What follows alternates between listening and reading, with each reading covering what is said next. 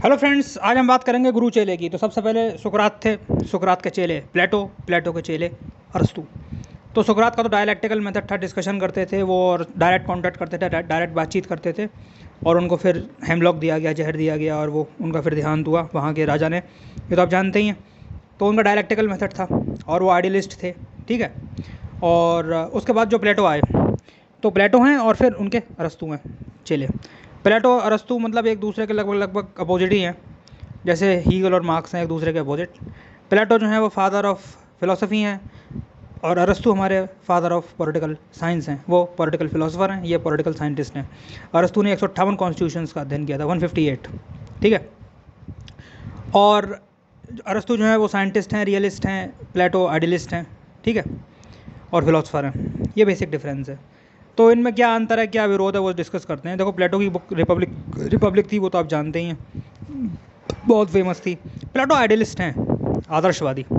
और उनकी जो मेन पॉइंट है, एक तो वो आइडियलिस्ट हैं और वो कहते हैं कि वाइफ और प्रॉपर्टी का भी कम्युनिज्म होना चाहिए, ठीक है। क्लासेस को वो डिवाइड करते हैं जैसे हमारे वर्ण व्यवस्था है उसी हिसाब से, और कहते हैं गार्जियन क्लास को ही जो है वो ये property of wives and communism of wives and property को फॉलो करना है, रूल को।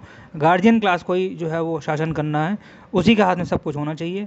मिलिट्री क्लास और जो हमारा प्रोड्यूसिंग क्लास है, लेबर क्लास, ठीक है, सर्फ यानी दास, वो सब अलग हैं, उनके लिए ये चीज़ें एप्लीकेबल नहीं है। गार्जियन क्लास ही रूल करेगा। फिलोसफर किंग का इनका कॉन्सेप्ट था, फिलोसफर ही राजा बनेगा, ठीक है। ये है इनका। वाइफ नहीं होनी चाहिए गार्जियन क्लास में, क्योंकि फैमिली जो है वो सबसे ज़्यादा कारण है भ्रष्टाचार का। तो फैमिली सिस्टम को इन्होंने जो है वो निगलेक्ट किया है और कहा है फैमिली सिस्टम जो है वो ठीक नहीं है, मज़ा नहीं आता उसमें, लोग बेईमानी करते हैं।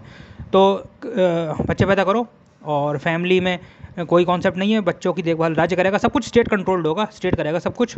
और प्रॉपर्टी भी प्राइवेट प्रॉपर्टी नहीं होगी। और अपनी मतलब ये समझो कि आप जो है वाइफ भी जो है गार्जियन क्लास के लिए वो कॉन्सेप्ट नहीं होगा। मतलब बेस्ट कपल जो है वो बनाया जाएगा और फिर वो रिप्रोडक्शन करेगा। ये था इनका वाइफ का और प्रॉपर्टी का। केवल गार्जियन क्लास के लिए है, गार्जियन क्लास वही जो रेशनैलिटी जिसमें होती है, ठीक है, इंटेलेक्चुअल्स की अगर हम बात करें तो उसकी बात हो रही है।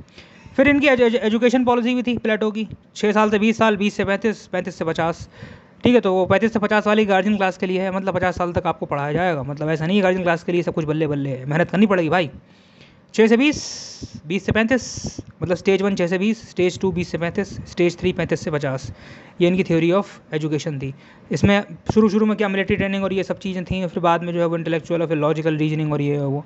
तो 35 से लेकर 50 साल तक को वो बता रहे हैं, ये है। और प्लेटो का ये मेन कॉन्सेप्ट है।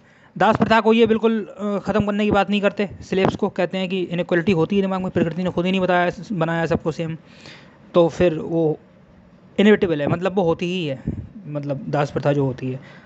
अच्छा, इसके बाद मेथड प्लेटो के एनालिटिकल है, एनालिटिकल यानी विश्लेषण करना। डिडक्टिव है, डिडक्टिव का मतलब किसी चीज़ का निगमन करना। हिस्टोरिकल है, हिस्टोरिक मतलब ऐतिहासिक। और टेलीलॉजिकल है, टेलीलॉजिकल का मतलब होता है कि किसी वस्तु का जो उद्देश्यवाद, किस उद्देश्य के लिए बनाई गई है, वो टेलीलॉजिकल मेथड। एनालिटिकल, टेलीलॉजिकल, डिडक्टिव और हिस्टोरिकल, ये है। इनके गुरुजी सुकरात थे, वो मैंने आपको बता दिया। थ्योरी ऑफ जस्टिस, सुकरात के बाद प्लेटो आए हैं। प्लेटो थ्योरी ऑफ जस्टिस में कह रहे हैं कि जिस आदमी का जो काम है उसको वो दो, ठीक है, अवश्य दो। ये ड्यूटी पर फोकस करते थे जो हमारे प्लेटो भाई साहब हैं। और अरस्तु जो थे वो राइट्स पे फोकस करते थे। कंपेरेटिव फॉर्म में मैं आपको बता रहा हूँ क्या है क्या नहीं है।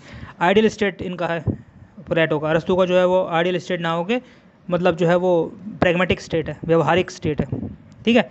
ये चीज़ है इसमें। तो इसमें आप कंपैरिजन कर लो। अरस्तु जो है वो राइट को फोकस करते हैं और गुरुजी जो हैं उनके प्लेटो वो ड्यूटीज़ पे फोकस करते हैं। गुरुजी आइडियलिस्ट हैं, चेले रियलिस्ट हैं। रियलिस्ट मतलब यथार्थवादी, आइडियलिस्ट माने आदर्शवादी, ठीक है। और गुरुजी कह रहे हैं, यानी प्लेटो कह रहे हैं कि भाई ड्यूटी फोकस करो, ड्यूटी पे ध्यान दो अपना। अरस्तु कह रहे हैं ना, ड्यूटी पर तो फोकस करो ही करो, लेकिन जो आदमी जो अच्छा काम कर रहा है उसको अप्रिशिएट करो, ठीक है। प्लेटो की जस्टिस थ्योरी है, जो जो काम कर रहा है उसको वो काम दो।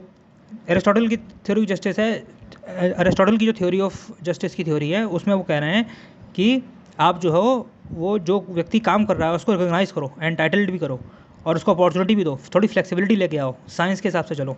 158 कॉन्स्टिट्यूशन पढ़े अरिस्टोटल ने, मजाक बात नहीं है। ये डिफरेंस है दोनों में। और वो वाइफ और फैमिली सिस्टम, प्रॉपर्टी सिस्टम, वो सब अरस्तू उसको फॉलो करना चाहते हैं। वो प्लेटो की तरह नहीं है कि मतलब कम सब कुछ स्टेट करेगा, बच्चे नहीं होंगे, गार्जियन क्लास नहीं होगा, और मतलब जो है वो सब मतलब प्लेटो ने तो ये कह दिया था कि बस सब कुछ स्टेट के हाथ में होगा, फैमिली जैसी कोई चीज़ें नहीं होगी। मतलब लिव इन रिलेशनशिप वाला मामला समझ लो आप आजकल के हिसाब से। तो उन्होंने मना कर दिया अरस्तू ने। अरस्तू के मेथड अब प्लेटो से ज़्यादा होंगे, सीधी बात है, वो साइंटिस्ट हैं अरस्तू। तो प्लेटो का था केवल डिडक्टिव, अरस्तू का डिडक्टिव, मतलब प्लेटो वाले तो होंगे ही होंगे, साथ में और प्लस होंगे, तो इंडक्टिव है। प्लेटो के बाद में जो अरस्तू आए उनका इंडक्टिव मेथड भी है। इंडक्टिव का मतलब उसको जो है वो इंड्यूस करना, लॉ को बनाना, टू मेक द लॉ। देखो डिड्यूस का मतलब होता है टू सॉल्व द प्रॉब्लम, और इंड्यूस का मतलब होता है टू मेक द लॉ, और डिड्यूस का मतलब होता है डिडक्टिव, निगमन का मतलब होता है to solve the particular problem. Historical, comparative, teleological, analogical, analytical, observational, ये सब मेथड हैं अरस्तू के। ठीक है, तो ये आप ध्यान रखें। अरस्तू में साइंटिस्ट हैं, साइंटिस्ट मतलब होता है बिल्कुल साइंटिफिक सोच रखना। और ये स्लेवरी को ख़त्म नहीं करते, अरस्तू भी कहते हैं स्लेवरी तो होती है, क्या करें। अरस्तू कहते हैं प्लेटो की बात बिल्कुल ठीक है, जो जो आदमी का काम है उसको दो, ड्यूटी होनी चाहिए, लेकिन करेक्टिव भी है, उसको करेक्ट भी तो करो अगर इसमें प्रॉब्लम आ रही है। लीगल एंटाइटलमेंट की बात करते हैं अरस्तू कि लीगल एंटाइटलमेंट होना चाहिए, लीगल आस्पेक्ट होना चाहिए जस्टिस का। केवल फिलॉसफी बोलने से और ड्यूटी पे फोकस करने से काम नहीं चलेगा, ड्यूटी के अलावा राइट्स नाम की भी वस्तु होती है। अरस्तू कह रहे हैं इस चीज़ को, जस्टिस इज़ वर्च्यू। ये हमारे अरस्तू का जो है वो फेवरेट वो है कोट। ये कोर्ट से क्वेश्चन आ जाते हैं कभी कभी। थ्योरी ऑफ स्टेट पता ही है, स्टेट सब कुछ है, अरस्तू भी कह रहे हैं इस चीज़ को, बिल्कुल बात कह रहे हैं सही। और रेवोल्यूशन की अगर बात करें, थ्योरी ऑफ रेवोल्यूशन, तो अरस्तू को इस बहुत ज़्यादा नहीं बोल रहे हैं, वो कह रहे हैं स्टेट ही भाई पावरफुल है, स्टेट को ये ध्यान रखना चाहिए, सब कुछ मतलब बढ़िया बढ़िया स्टेट को काम करना चाहिए, और इंडिविजुअल को थोड़ा सा भाई स्टेट को मतलब जो है वो उसका कहना मानना चाहिए उसको, मतलब इंडिविजुअल के लिए कोई फ्रीडम की बात डायरेक्ट अरस्तू नहीं कर रहे हैं कि मतलब इंडिविजुअल सब कुछ कर सकता है, सोशल कॉन्ट्रैक्ट थ्योरी नहीं है।